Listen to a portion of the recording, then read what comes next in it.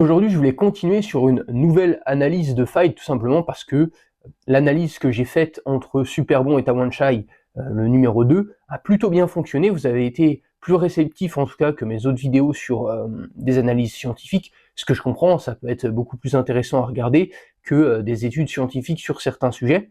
Donc je me suis dit que j'allais continuer dans cette lancée et qu'on allait parler cette fois de Nassourdine vs Brendan Allen, puisque Nassour va combattre Adesanya dans les prochains jours. Et donc j'ai analysé un petit peu le fight de Nassour contre Allen, voilà, pour en discuter un petit peu. Malheureusement, je ne vais pas pouvoir vous passer trop de passages, je pense, puisque c'est toujours très compliqué. L'UFC a vraiment tendance à bannir les vidéos, donc ça devient un peu incompréhensible, parce que vous avez des fois des chaînes aléatoires qui mettent des fights entiers qui ont eu lieu récemment et qui se font pas ban de YouTube ou qui prennent pas de restrictions. Et il y a des fois moi où je mets juste des images, hein, vraiment de coups, et tout de suite je me fais bloquer ma vidéo et j'ai pas envie de me faire bannir définitivement ma chaîne, donc je vais essayer, mais voilà, je vais essayer de faire attention sur ce côté-là. Donc, qu'est-ce qu'on peut dire déjà de Nassourdine contre Adesanya? Il y a beaucoup de personnes qui pensent que Adesanya est en chute libre. Moi, je pense pas du tout. Je pense que contre Strickland, il a pas pris le combat au sérieux. Vraiment, je pense que il avait niqué le game pendant, si vous me permettez l'expression, pendant de nombreuses années. Donc, c'était vraiment le meilleur. Et je pense que quand il a vu Sean Strickland, qui était pour beaucoup, enfin vraiment pas un contender très dangereux, je pense qu'il s'est un peu moins bien entraîné et que du coup il s'est laissé aller. Ça, plus le fait qu'il devait en avoir marre aussi, c'est la pression d'être champion, etc. Et on l'a bien vu ensuite dans le deuxième combat contre Duplessis. Très franchement, Adesanya a gagné le combat. Il a été très très bon tout le long du combat, c'était somptueux, une précision, enfin il a vraiment détruit la tête de Duplessis. On voyait les jabs, les directs qui passaient. On a juste un Duplessis qui est ultra résilient, qui avance tout le temps, un vrai calvaire, quoi, un peu comme Merab contre Ousmane Nurmagomedov là récemment. Il avance, il a un cardio de monstre, hein, alors que Adesanya il est connu pour aussi avoir un gros cardio. Et puis il a envoyé ces espèces de coups de poing venu du ciel pour toucher le crâne d'Adesanya, si je me souviens bien, pour ensuite le choper et l'étrangler. Ce qui a fonctionné, mais jusqu'à là, vraiment, Adesanya gagnait largement le combat pour moi. Il a vraiment, au niveau des points, bien dominé. On a juste voilà, un Duplessis qui était ultra solide, déjà, qui encaisse très bien les coups et qui a un cardio infâme. Donc voilà. Donc je pense que ça va être un combat très dur pour Nassour. Dans ce que j'ai analysé dans ce combat, Nassour contre Allen, donc on a au début du combat, je vais essayer de le mettre, voilà, c'est ici à 4,50. Allen qui esquive les jabs de Nassour et qui le ceinture, pardon. Et donc tout le premier round, ça va être un petit peu ça. Allen qui contrôle, Nassour qui le garde, qui essaye de temporiser, etc. À la fin du premier round, on a Allen qui prend le dos, mais Nassour qui se relève, et après ça sonne, donc les deux gars arrêtent. Voilà, forcément, mais on a quand même Nassour qui se relève à la fin du premier round. Et bon, là c'est coupé, vous savez, les entre-rounds sont coupés dans cette vidéo, vous pouvez aller voir le full fight de l'UFC, voilà. Mais on a, si je me souviens bien, son nouveau coach à Nassour, Nicolas Hoth, qui a aussi, si je ne dis pas de bêtises, qui a aussi pris, pas sous son aile, mais qui travaille aussi maintenant avec Benoît Saint-Denis, voilà, qui lui a donné de très bonnes informations, qui l'a très bien dirigé, et on le voit directement au deuxième round. Donc on va essayer d'aller à la fin du premier round, en essayant d'esquiver un peu les cubes. C'est un peu la magie du cube. Voilà, il faut pas trop que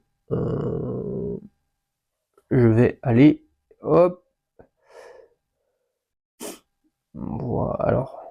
voilà, ici donc on a Allen qui est dans le dos, Voilà. Nassour qui arrive à se relever, vous voyez, il reste une seconde, ça sonne, l'arbitre arrête, et voilà. Donc on a cette partie-là.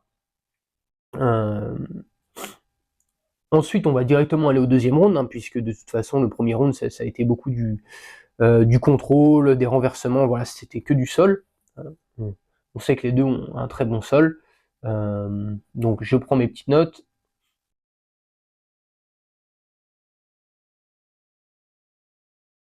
Voilà. Après, sur le deuxième round,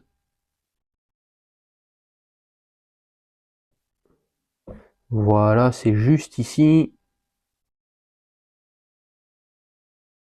Of Imavov. He's got to be On a, careful. As you said, Paul, donc Nasruddin Allen has qui essaye de tremendous prendre timing, good une power. single leg à Nassour qui met le underhook, si je dis pas de bêtises, qui attrape le bras de Allen pour bloquer, voilà, et qui va réussir à s'en sortir.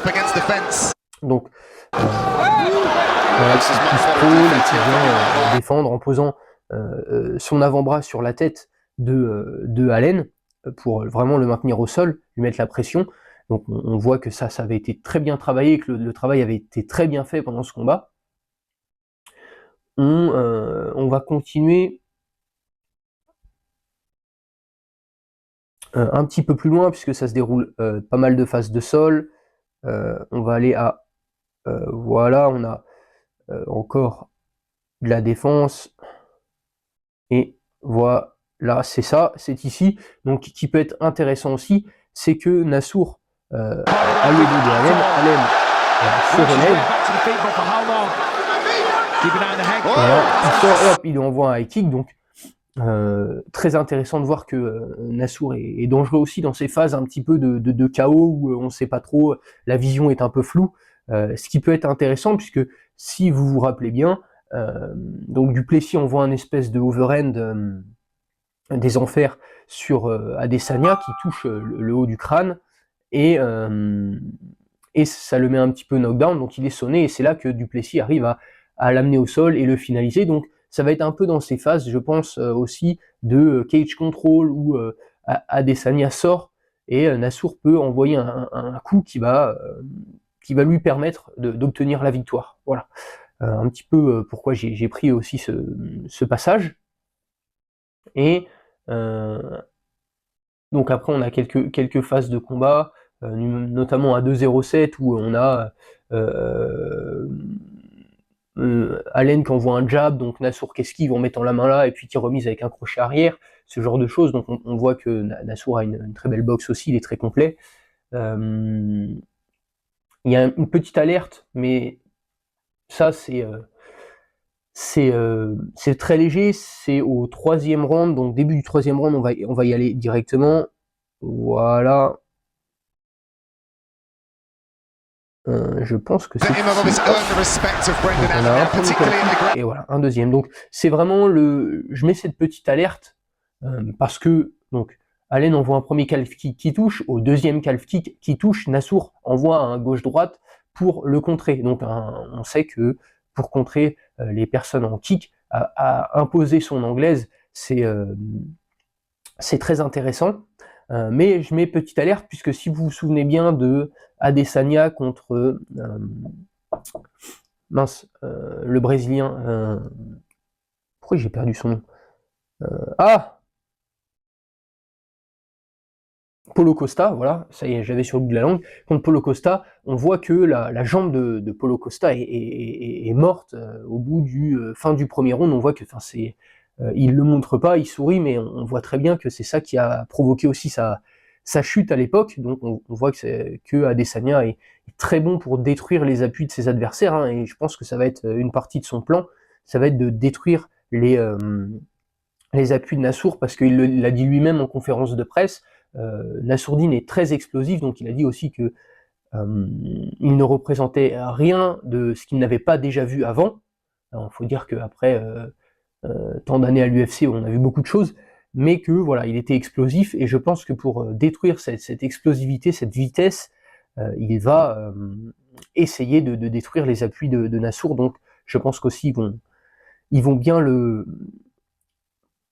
ils l'ont bien travaillé avec son équipe, Nassour, les blocages, etc. Et qu'ils ont un bon game plan, hein, comme on le voit à chaque fois. Mais voilà, c'est une alerte qui est à noter. Et donc après, on a à 2 minutes 10 avant la fin du combat, hein, puisque c'est à rebours. Encore une pub. Donc on va le voir, mais on a 2 minutes 10, on a Nassour qui esquive ici, qui esquive le crochet ici, et voilà, Allen en profite pour mettre un genou. Est-ce que Adesanya pourra se permettre de faire ça? Je ne sais pas, parce que envoyer des coups de genou, ça ouvre aussi à l'amener au sol, hein. Donc à voir. Mais voilà, il y avait aussi cette petite alerte, hein. Sinon, majoritairement, Nassourdine se débrouille très bien contre Allen, et puis à la fin du round, du troisième round, du dernier round, on a une baisse de régime des deux. On voit Nassour à un moment donné qui regarde la pendule, ce qui est normal aussi, puisque c'est un 3 rounds, il n'y a pas la même énergie, il n'y a pas la même intensité. Mais voilà, on sait que, notamment contre Buckley, si je dis pas de bêtises, il avait été un petit peu chien fou, Nassour, et que vu qu'il voulait vraiment le détruire, hein, il avait gaspillé beaucoup d'énergie, et on les avait vus, donc les deux de toute façon, fatigués à la fin. Mais voilà, c'est aussi un point important à noter, parce que Adesanya, forcément, dû à son striking, il a un cardio qui s'épuise quand même beaucoup moins, sauf si Nassour, dès les débuts, le fatigue avec de la lutte. Ça aussi, ça peut être une option. Voilà un petit peu ce que j'avais à dire. J'ai pas encore re-regardé Duplessis contre Adesanya, donc c'est possible que j'ai loupé des choses. Je vais essayer de le faire. Le combat d'Adesanya contre Duplessis, il est beaucoup plus long, hein. Il y a plus de... c'est presque 5 rondes. C'est assez long à regarder, à faire. Donc je vais essayer de faire au mieux. Et aussi, faut savoir que là, le combat, il a été publié par l'UFC sur YouTube, mais que l'autre combat, comme je l'ai dit en début de vidéo, il a été publié par une chaîne que je ne connais pas. Donc voilà, j'espère que cette analyse vous aura plu, vous aura permis de prendre position, entre guillemets, pour l'un des deux combattants. Forcément, en étant français, je suis pour que Nassour gagne et ait le title shot. Mais voilà, ça va être un combat très intéressant à voir. Ça va être vraiment entre guillemets, une épreuve. Donc n'hésitez pas à lâcher un like, un commentaire, à partager la vidéo, et on se retrouve demain pour une prochaine analyse.